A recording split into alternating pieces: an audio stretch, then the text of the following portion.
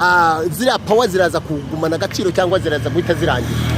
Icyo kirego ninge nari nakireze ariko bakimara kuduha ruling yagaragaje ko abatanze powers of attorney nabo kataraba members mu itorero kandi sinabadayirekita. Ubwo rero icyo ngicyo aribo bande abari batanze power bakaba bari bubande batanze powers ni Karangwa John ariwe bavuga yuko atagaragaraga nka member ndetse atari na direct member sina direct biba ngombwa. Hanyuma uyu munsi rero tubonye shareholder cyangwa se director wa ADP Party Cote Church Nyirimpeta Anastase. Ubwo ahageze muremera ko igipapuro yabaha mwakimanukana ku cyaro n'ahandi hose kikagenda kikagira agaciro mu bakristo ndetse no mu nzego z'ubuyobozi? Ubu ni kuva kare ko cyo twaharaniraga n'umuco n'ukuri. Niba itorero ari ry'Imana rigomba kugira ukuri. Yego. N'abari bamo bakavugisha ukuri. Ubundi umuntu wese wavuga ko Nyirimpeta Anastase atari watangije itorero yaba ari umunyabinyoma. Yego. Ubwo rero twemera neza ko ari watangije. Ahangiza amahirwe mbonye Karangwa John nawe uvuga ko yatangije itorero. No authority to capture someone without their consent. Okay, thank you. But when I have the ID of news. Yes, you can only do that when someone has consented. Okay. If I noted their presence. Thank you. Aya basi. Uwo rero akaba ari umunyamategeko uwo bita Karangwa John. Akaba avuze ati no ntago wemerewe gufata amakuru umuntu atayaguhaye cyangwa se adashaka kuvugana nawe. Ariko mu by'ukuri byo nta mpamvu, ariko amakuru yo nayo tuba dushaka kugira ngo abantu bamenye riri ni igiki kiri ku ground. Kuko ubundi hari ukuntu umuntu avuga amakuru akaba avuga amakuru y'intsinzi cyangwa se akaba yavuga amakuru yuko ibintu bimugendekeye neza. Iyo rero umuntu ikirere cyamwiranye igihe cyose kugira ngo abone icyo yavuga ntago biba byoroshye. Aho ngaho rero akaba ari umunyamategeko ariho abwira Nyirimpeta Anastase ati genda hanyuma ku itariki 20 rwose uzaze utore igisubizo cyawe. Ni Rugira Inyange John rwose aho yarakurikiranye amakuru 5 kuri 5.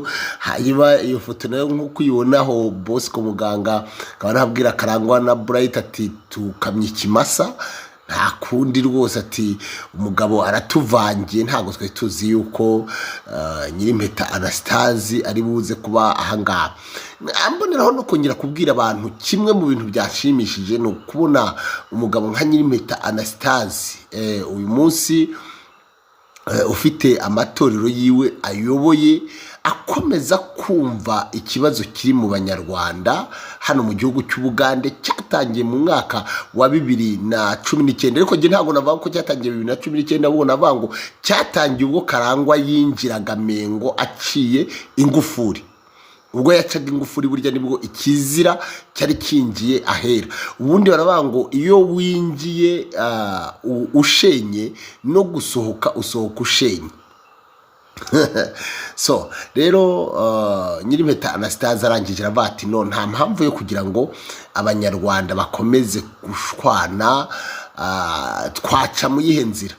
Amushimiye rero ubwo yafataga rwose iki cyemezo URSB aho yari maze igihe imudutumaho ivuga ngo Nyirimpeta Anastase yarangiza akavuga ngo reka nze nkemure ibi bibazo hanyuma ba nyiritorero bagende mu maso naryo bariyobore apana ibintu by'ikizira. Haraho yavuze ngo akibara kubona ibintu Karangwa koze akaza gahirika Rugira Inyange n'intambara yarwanye ashwana na Rwanyamuzira kandi bose ari Karangwa bateranya. Kuko ndabibutsa ko Karangwa yahaye power Rwanyamuzira itanditse arangije aha power yanditse Rugira Inyange. Aho rero ni umuriro waki. Iriya foto mubonye ni yaba iyi ngiyi uko muyibona ni yaba shareholder cyangwa se abo bita ba subscribers name abatangije ADPR, umwe yitwa Kabasa David undi akitwa Nyirimpeta Anastase. Aba rero ntago abakuraho, ntago bishoboka. So nyuma rero yuko abantu rwose bakomeje gutegereza bati ni igiki kiri buze kuva muri iyi nama, rekuze wiyumvire cyane ko uyu munsi ku itariki ya mbere ariho abantu bose bari biteze ngo baraza kumva ijambo rikomeye, birangira bihindutse ngo buri umwe wese aciye ukwe. Bright afashe moto kwe, Karangwa nawe muramubonye ko asohotse, umunyamategeko ati ndakabagwa ati ntago muvugana. Hanyuma Polineri nawe aho ngaho yahindutse escort. So reka rero tuze dukurikirane uko bimeze. Ibintu byose ndabona ari uburyo. Aho tuvuye mwahangaha bigaragaye ko complaining yawe ifashe imbaraga ndetse n'isura ikomeye muri ibi bintu. Uyu munsi nka Divine Family TV abantu bagiye kuyikurikirana, urababwira iki? Ese ku gitekerezo cyawe watanze kikaba kinyeganyeje ibintu byose Karangwa John yari yakoze, dore ko tubonye n'ikinyamakuru bari basohoye kigaragaza yuko bamaze gutanga amakuru mu kinyamakuru bakizaniye umunyamategeko, hanyuma akaba bitesheje agaciro, akaba abahaye kuri itariki ya 20 bakimara kubona ibi bintu, ndetse ku buryo agaragaje iyo complaining roya wabo akarya iminwa akabura icyo avuga. Witeguye ute kongera gusubiza umurongo ukuzanye muri ibi bintu? Nuwuhe witeguye ute kujya gusubiza itorero ku murongo? Nta bintu byinshi nza kuvuga, gusa nk'uko nahamagawe yego kugira ngo nze guca akavuyo kari muri iri torero rya ADPR, ndatangije ku itariki 16 z'ukwa 11 2014, nkarebonera ibyangombwa ku itariki 16 z'ukwa 4 2015, ubwo Karangwa yacaga ofisi akarinyurukanamo ari njye waritangije, akaza kujya mu Rwanda, no mu Rwanda akaba yarahagaritswe birazwi, akagaruka no kongera gutezamo akavuyo, ari harwanya muzira aje ntibumvikana. Niho kuri umuryango ushinzwe gukingura amatorero wampamagaye umbwira ko ngomba kuza guca akavuyo. Uyu munsi rero nari naje mahoro na Karangwa na baroyabe na basaba twakoranye, twaba Benjamin, abitwa ba Bigeri Nyange n'abandi n'aba Polineri bose, bishiko ku itariki 20 kugira ngo nzaze yego bampe igisubizo, bampe igisubizo ndetse nsubizwe ibintu byanjye nkuko nabitangije. Witeguye kubigenza ute nyuma yuko ku itariki 20 bari buze kuba bagwaye itorero ryawe watangije bidafite undi muntu wari we wese wavuga ngo niwe nyiraryo? Itorero ryo urumva nararitangije, ariko itorero ntabwo ari umuntu umwe. Nzareba abantu batateje akavuyo, batari akavuyo yego kuri iryo torero rya ADPR bakora umurimo. So bivuga ngo wowe umurongo ukuzanye no gukemura ibibazo, hanyuma abanyetorero beme badafite imiziro bakariyobora, nta ntambara ziri, no gucama akavuyo n'intambara zikarangira. Okay, nkuko wamagaye ndagira ngo nze ndagize izo ntambara, ni natwe niteguye, ntawe nzarwana nawe, ntawe nzagira gute. Abantu b'inyangamugayo bazakomeza itorero. Wese mu bantu b'inyangamugayo hari abo wabuzimo cyangwa uratekereza uzaca mu yenzira kugira ngo ubone abantu b'inyangamugayo? Barahari, nasengeye benshi, ntabwo naritangiye njyenyine, namaze kuritangira ngenda Kabasa David turi babiri, ndangije nsengera pastor mu district agiye atandukanye barimo. Bright yuriye moto yirukanka ubona adashaka kuvugana nawe. Ese Bright wari usanzwe umuzi? Oya, n'ubwa mbere mubonye.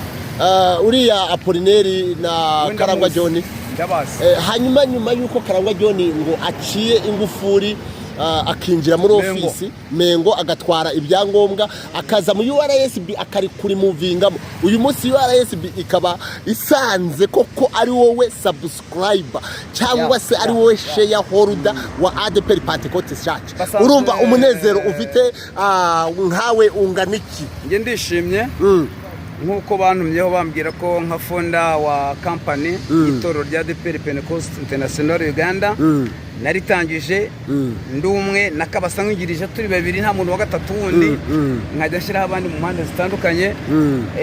Bambwiye ko nta muntu ugomba gukinira muri iyi company keretse naho uburenganzira wari we wese. Okay, reka maze boss ko muganga uyu mugabo ariho aratubwira yuko yiteguye gukorana n'abakozi b'Imana bo mu itorero rya ADP. Wowe nkawe ku ruhande rwawe urumva witeguye gukorana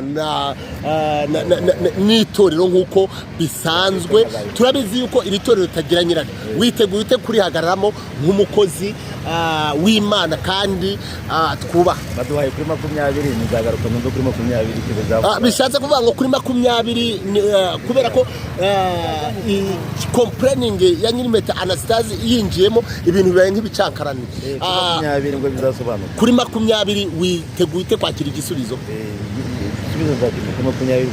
Igisubizo ni cyiza cyemeza ko itorero barihaye Nyirimpeta. Ese nk'abanyetorero mwiteguye gukorana nawe? Aha, hano ndi kumwe na Karangwa John wahuye n'izi ntambara cyane ndetse akazibamo. Reka nkubwire Karangwa yitwaye neza. Iyo Karangwa aza ntamuhirike nta n'ikiba cyampagurukisha, nta kandi kavuyo kaba kaje hano ngo baduhamagare. Ariko Karangwa yarajahirika rwa Karangwa ari wasigaye arwana n'itorero naranatuje naracecetse ko gese ngundi ntambara n'ubu ntazo nakwije. N'ukuri ikintu cyambabaje nando bakamamagara yari hayirwanya muzika ava mu Rwanda ngo biyunge arangije nawe aramuhirika ahiritse Karangwa ahiritse ba Benjamin apasiteri nasengeye binyanga mugaye ntabwo ari byo. Karangwa bagomba guteza umutekano mu kintu twabyemeye. Hanyuma hari ikindi kintu twumvishije kijyanye n'amadeni y'ibibazo aba bagabo binjiyemo ndetse birabarushya cyane. Hanyuma gatoya Karangwa John aravuga ngo ayo mashiringi aba bagabo bagende bagure mu mitungo yabo bishyure. Wowe wakifasha ute cyarakunejeje? Yanjye cyangwa amadeni aba bagabo bafashe bakemura ibibazo by'itorero? Aba bagabo amadeni bafashe agomba kwishyurwa n'itorero cyangwa nibo kuko bagomba kwishyura? Bakwiye kujya muri itorero bazayishyura. Ideni rigomba kwishyurwa. Ideni rigomba kwishyurwa. Nuko nanjye bandi mu ideni rya $36,000 birazwi nakoresheje nguza amatorero yose dukodesha imodoka nazo twagiraga. Bivuga ngo abagiye kuyobora iri torero nawe bagomba kwishyura miliyoni zawe 36. Kuko n'ubu n'imodoka n'ubu baracyashyuza n'imodoka zaje zuhuza amatorero ndetse no kurifungura ibyangombwa bisaba amafaranga. Aha, Karangwa John ubushize muri Mubende byagaragaye ko hari ikibazo cy'ideni rya $5,500 ryabaye ngombwa yuko Karangwa John ndetse na Polineri basa nkaho bari kubirinduriraho wowe na Benjamin ngo mugende mugurishe imitungo yanyu hanyuma iryo deni ryishyurwe. Uyu munsi nicyo cyaba cyabazanye mwari muje gukomplaininga mu URS bimuvuga muti natwe ku mubabaro wacu dufite tubaze ikibazo cyacu. Ntabwo ibyatuzanye ari ugukomplaininga ibijyanye n'amadeni kuko URS ntabwo ibijyanye n'amadeni bireba, ahubwo ibyatuzanye natwe nk'abantu babaye muri iri torero tukarwana n'ibi bibazo tukimara kumva ko bahamagawe founder w'itorero ndetse n'abadeyerekita ndetse n'abandi bantu bashobora kuba barafashweho n'ibyo bibazo. Byabaye ngombwa ko rero natwe duhabwa ihamagara yo kuza muri iki kibazo. Turaza tuhageze tuza kugira amahirwe tuhahurira na founder Nyirimpeta Anastase, dore ko mu minsi twamaze twirukanka muri ibi bibazo twamaze kumenya neza ko ari we bizingiyeho. Ubwo rero tuza kuhahurira na Karangwa John ndetse n'abandi Bright na Simwe. Cyakoze tunejejwe nuko uko byagenda kose iherezo ry'ibi bibazo by'itorero bisa naho rigeze, kuko ejo bundi kuri 20 baduhaye zineza ko uwo munsi hazafatwa ibyemezo bya nyuma itorero rigahabwa umurongo. Kandi nejejwe nuko Nyirimpeta Anastase ubwe yashizemo ubwitange kugira ngo azake muri ibibazo by'iri torero nubwo adafite inyota yo kuriyobora kuko afite amatorero ayoboye, afite amatorero abereye umuyobozi. We arashaka gukemura ibibazo by'intambara zikomeje kushimira cyane kuko yashizemo ubwitange kugira ngo azake muri ibibazo by'iri torero nk'umuntu wari kunikanye kandi uyu munsi wa none rikiri ku mutima. Ubwo rero ndamushimira.